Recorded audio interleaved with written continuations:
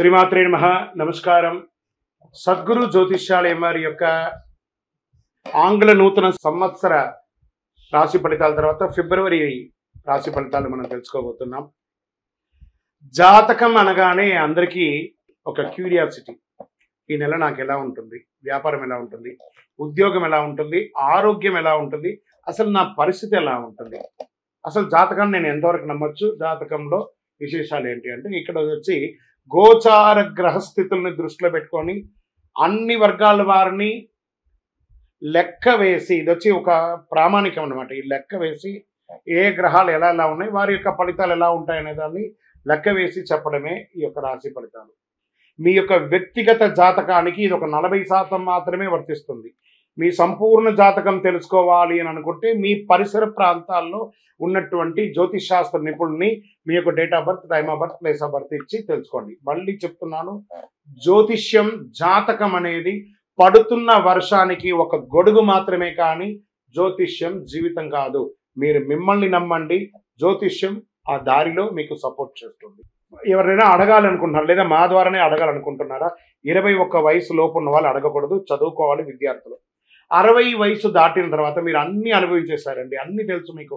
జీవితంలో అన్ని వర్గంలో ఉన్నటువంటి వసతులు, కష్టాలు, సుఖాలు అన్నీ పొందారు కాబట్టి మీరు దైవ ప్రార్థన చేసుకోండి, మీకు అన్ని మెరుగ్గా జరుగుతుంది. ఎవరైనా జ్యోతిష్యం తెలుసుకోవాలనుకుంటే వ్యాపారం, ఉద్యోగం, వివాహం, సంతానం, ఆరోగ్యం గురించి ఏమైనా తెలుసుకోవాలనుకుంటే అడగండి. విజయవస్తు. ముందుగా మన యొక్క టీవీ ఛానల్ ద్వారా చూస్తున్నటువంటి ప్రేక్షక మిత్రులందరికీ కూడా శుభాకాంక్షలు. చాలా చక్కగా మమ్మల్ని ఆదరిస్తున్నారు చూస్తూ, కానీ కొంచెం అట్లా like and share and subscribe చేస్తే ఎంతో బాగుంటుంది కదా. మంచి విషయాలు మేము తెలుపుతున్నాము అనుకుంటున్నాం. అది మీకు ఇది మంచిది అనిపిస్తే సబ్స్క్రైబ్ చేయండి. మీతో ఒక 18 మందిని సబ్స్క్రైబ్ చేయించండి. నమస్కారం.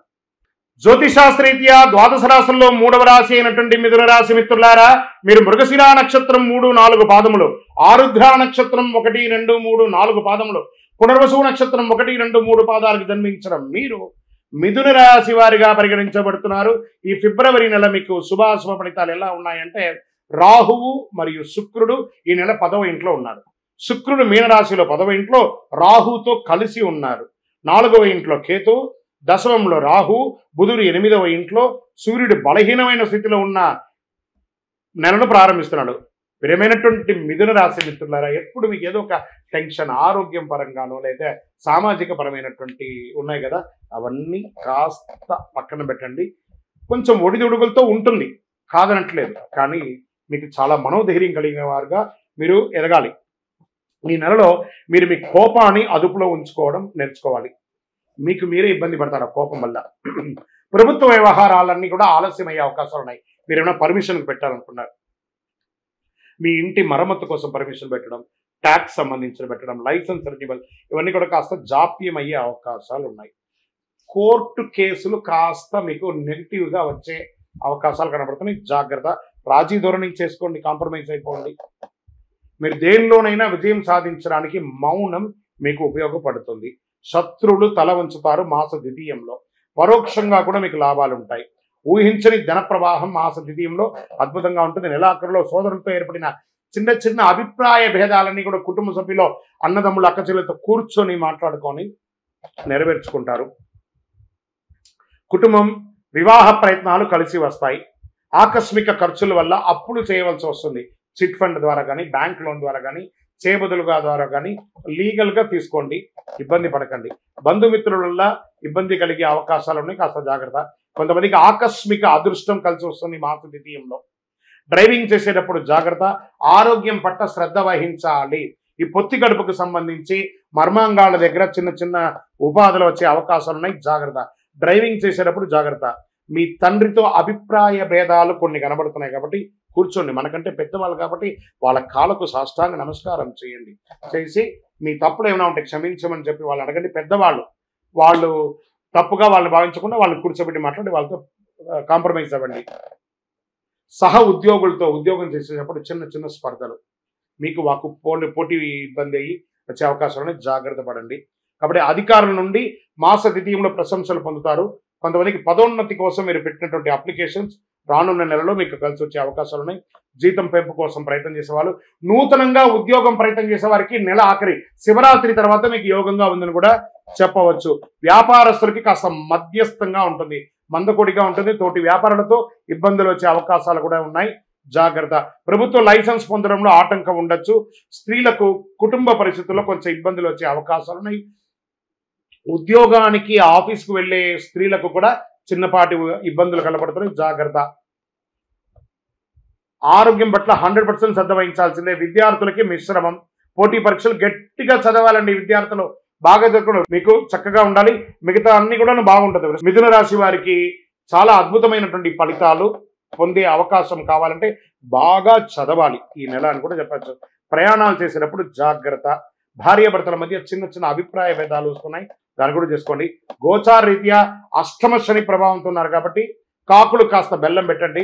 ఆరోగ్యంపై 100 మళ్ళీ చెప్తున్నా, ఆరోగ్యమే 3వసారి చెప్తున్నాను. ఆరోగ్యం పట్ల శ్రద్ధ వహించండి. పవిత్ర స్థలాలు సందర్శించండి. నూతన పరిశ్రమలు ఆలోచన ఉన్న వాళ్ళు కాస్త పోస్ట్పోన్ చేయండి. షేర్ మార్కెట్ మిశ్రమం. వ్యవసాయదారులకు బాగుంది. మీడియా రంగం వారికి మిశ్రమం. సాఫ్ట్వేర్ రంగం వారికి చాలా స్ట్రెస్ ఉంది ఈ నెల అని చెప్పచ్చు. రాజకీయ నాయకులకి గడ్డుకాలం, జాగ్రత్త. సరే, ఈ నెల అనుకూలమైనటువంటి రోజులు ఏమైనా ఉన్నాయంటే 1వ తారీఖున, 4వ తారీఖున, 8వ తారీఖున, 11వ తారీఖున బాగుంది. చంద్రాష్టమం 25/2/2025 ఫిబ్రవరి 12:56 ఉదయం అంటే మిడ్ నైట్లో మొదలు పెడితే 27/2/2025 4:37 ఎర్లీ మార్నింగ్ వరకు చంద్రాష్టమం ఉంది కాబట్టి జాగ్రత్త ఈ 2.5 రోజులు. అదృష్ట సంఖ్య 3, 5, 7. అదృష్టపు రంగు అని చెప్పుకుంటే మీకు గోల్డ్ కలర్ బాగా కలిసి వస్తుంది, చందనం కలర్ కలిసి వస్తుంది. పూజించవలసినటువంటి దేవుళ్ళు ఎవరైనా అంటే మహాలక్ష్మి వారిని ప్రార్థన చేసుకోండి, లక్ష్మీ స్తుతి చేయండి, కనకదార స్తోత్రం చేయండి, సుబ్రహ్మణ్య స్వామి వారిని ప్రార్థన చేయండి. దీనికి ఏం చేయాలండి? పరిహారం చేసుకోండి. ప్రతిరోజు శనివారం నవగ్రహాల్లో శనిదేవునికి బెల్లం పెట్టి 19 ప్రదక్షిణాలు చేయండి. శుక్రవారంలో మహాలక్ష్మికి నెయ్యి దీపం వెలిగించండి. మీ ఆరోగ్యం, మీ ఐశ్వర్యం పెరగడానికి మీ వయస్సు ఎంత ఉందో అన్ని సంఖ్య దీపాన్ని దేవాలయంలో వెలిగించండి. ఇంకనూ అతి శక్తివంతమైనటువంటి ఈ కరుంగాలి మాలను ధరించండి. ఆరోగ్యం బాగుంటుంది, ఐశ్వర్యం బాగుంటుంది, గ్రహ దోషం పెరుగుతుంది. జనాలు మన మీద పడి ఏడుస్తున్నారు అని మీకు భావన ఉంటే అవన్నీ కూడా పోతుంది. నరదృష్టి అనేది పోతుంది. శక్తివంతమైనటువంటి కరుంగాలి మాలను ధరించండి. ఇంకనూ మీ యొక్క వ్యక్తిగత జాతకాన్ని తెలుసుకోవాలనుకుంటే మా కింద కనబడుతున్నటువంటి నెంబర్కి మీ date of birth, time of birth, place of birth WhatsApp చేయండి, కాల్ చేయకండి. మా యొక్క అడ్మిన్ మీకు అప్రోచ్ అవుతారు, మీకు టైమింగ్ ఇస్తారు, అప్పుడు మీరు కాల్ చేయొచ్చు. శ్రీమాత్రే నమః. స్వామియే శరణమయ్యప్ప. అందరికీ అయ్యప్ప స్వామి వారి యొక్క విశిష్టతలంతా కూడా మనం గత కొన్ని నెలలుగా చెప్పుకుంటూ వచ్చాం కదా. శబరిమలలో ఈ సంవత్సరం చాలా అద్భుతమైనటువంటి పూజలన్నీ కూడా జరిగింది. ఏ విధమైనటువంటి ఇబ్బంది కూడా జరిగింది. మీ అందరికీ ఇది ఒక ఆహ్వానంగా పడుతున్నాం.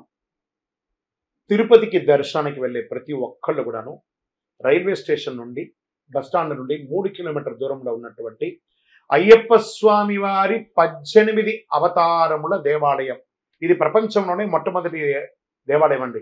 అయ్యప్ప స్వామి బ్రహ్మచారిగా శబరిమలలో ఉన్న అయ్యప్ప ఒక అవతారమే, కానీ అంతకుముందు ఉన్నటువంటి 17 అవతారాలను బ్రహ్మశ్రీ డాక్టర్ చంద్రమౌళి గురుస్వామి గారు రీసెర్చ్ చేసి 2016 నవంబర్ 9 నాడు ప్రతిష్ఠ చేసి సమాజానికి అంకితం ఇచ్చారు. మాల వేసుకున్న ప్రతి భక్తులు లేదా ప్రతి భక్తులు కూడా ప్రపంచంలో చూడవలసినటువంటి ఒక అద్భుతమైనటువంటి క్షేత్రం. 27 దేవాలయాలు ఒకటే ప్రాంగణంలో ఉంటుంది, 18 అవతారాలుగా. రండి, దర్శనం చేసుకోండి. మరియు అతి త్వరలో అశ్విని పర్యంతం, రేవతి, అభిజిత్ నక్షత్రాలకు 28 నక్షత్రాలకు ప్రపంచంలో ఎక్కడ లేదు, మన దేవాలయంలో ఆ నక్షత్ర దేవాలయాన్ని నిర్మించబోతున్నాం. ఏ నక్షత్రానికి ఆ నక్షత్రం ప్రదక్షిణం చేసుకోవచ్చు. అతి త్వరలో ఆ యొక్క ఫొటోస్తో సహా అవన్నీ కూడా మీకు పెట్టడం జరుగుతుంది. 28 దేవాలయాలుగా దాన్ని కట్టబోతున్నాం. ఆధ్యాత్మిక ప్రపంచంలో ఉన్నటువంటి భగవద్బంధువులందరూ దేవాలయాన్ని దర్శనం చేసుకోండి. ఉదయం 6 నుంచి 11 గంటల వరకు, సాయంత్రం 5 నుంచి 8 గంటల వరకు ఈ యొక్క దర్శనం ఉంటుంది.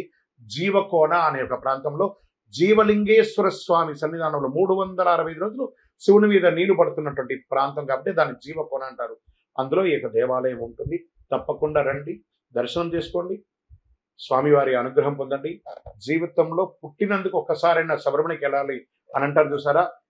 మనకు ఆ స్వామి వారి అనుగ్రహం ఉంటేనే ఆ ప్రాంతంలో మనం అడుగు పెట్టగలం. శరణమయ్యప్ప. చంద్రమౌళి వెంకటేశ్వర గురుస్వామి.